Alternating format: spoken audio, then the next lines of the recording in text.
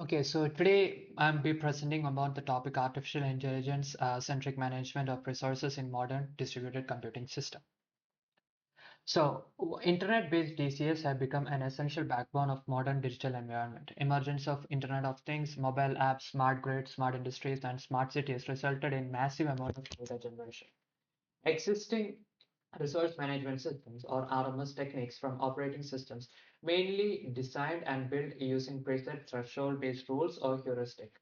These solutions are static, which means that they work well in general case but cannot adjust to dynamic context. Also, once deployed, they fail to adapt and improve themselves during the runtime.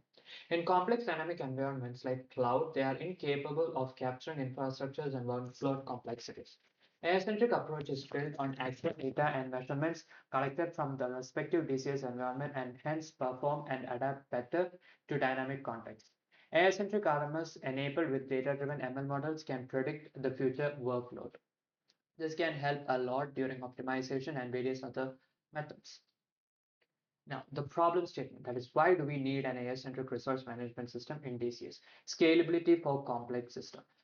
As systems become more and more complex, it becomes hard to scale using the current, like without using the current system because they are not dynamic. The With the AI-centric resource management system, it will be able to predict the scalability and hence it will be able to manage resources and scale systems accordingly.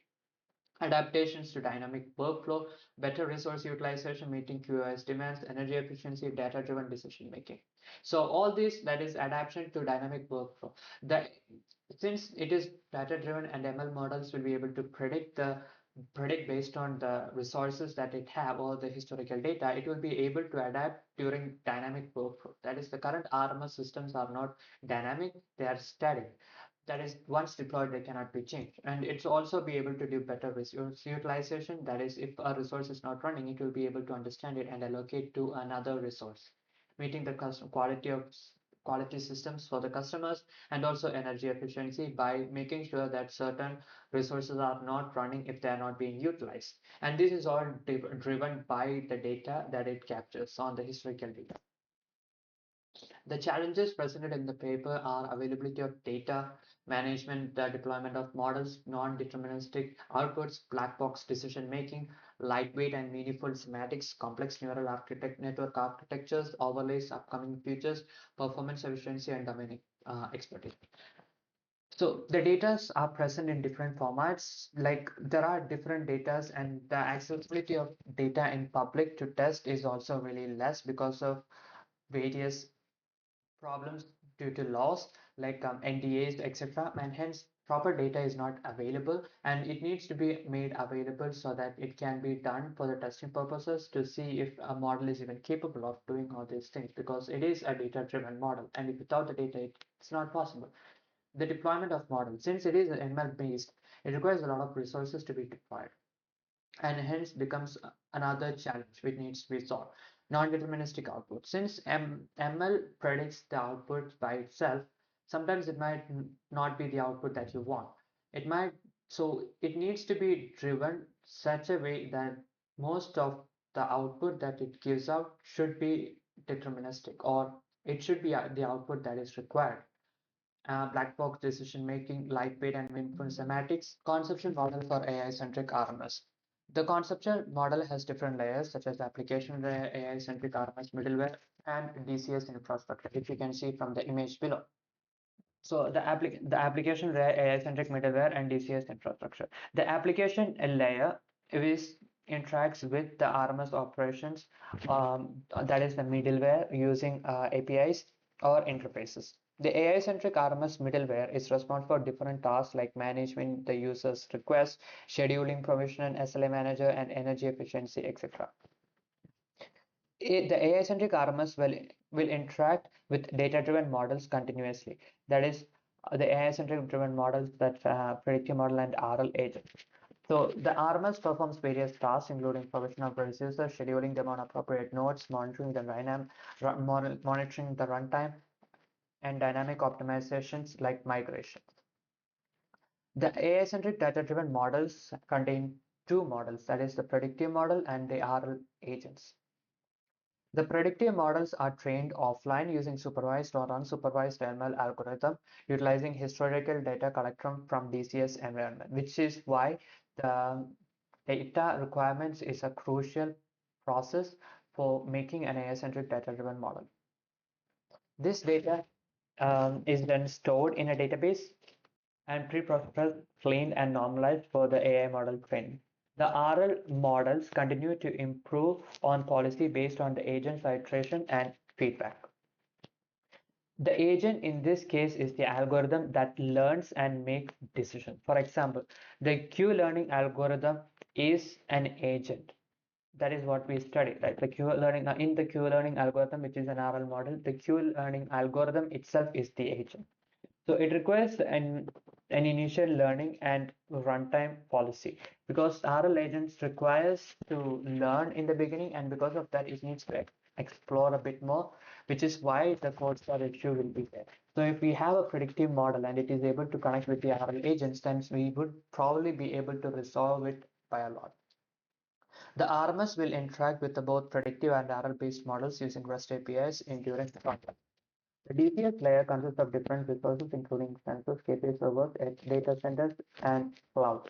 Hence, for data-driven AI-centric RMS models, need a significant change in the way the current RMS systems are designed and implemented.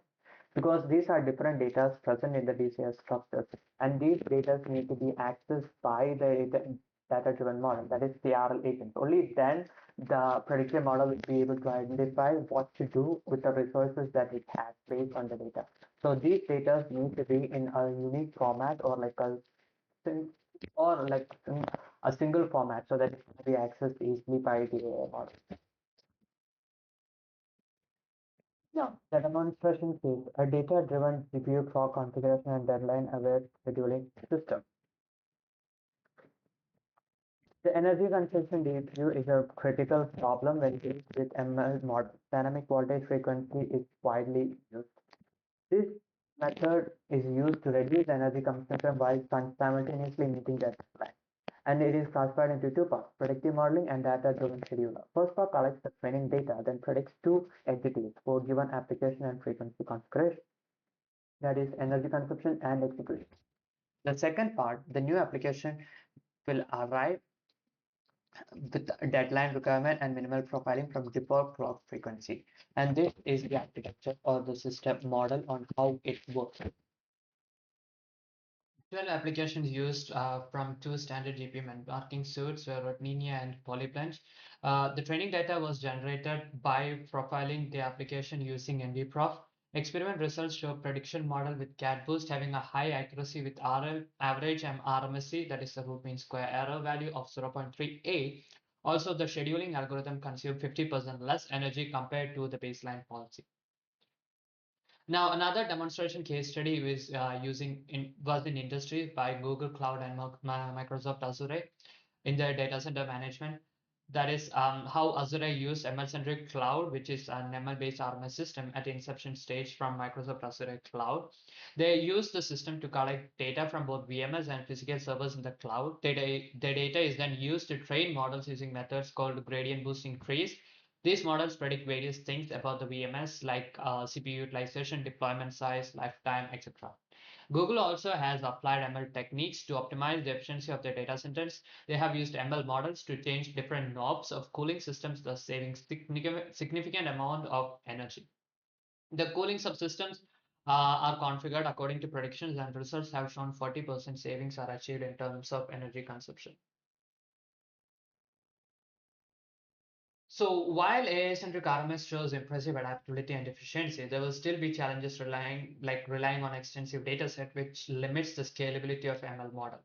Finding methods to reduce reliance on extensive datasets by using transfer learning, meaning using a that is using a pre-trained model and just transfer learning it and then using it, which for like a specific task is one of the better methods which can limit the dataset use. Another is by improving the real-time decision-making accuracy while minimizing the cold start problems or RL approaches. And you can also enhance the models to handle non-deterministic outputs, also expand the applicability of proposed system to more complex infrastructures. The paper, we come to the final conclusions. That is, the paper highlights the possibilities of using AI-centric approach for better resource management in modern DS, as DS systems continue to evolve in complexity. The integration of AI-driven solutions will play a pivotal role in ensuring sustainable, efficient, and reliable RMS. So these are the questions that I have, and that's it for my presentation. I hope you guys enjoyed, and I hope you have a wonderful day.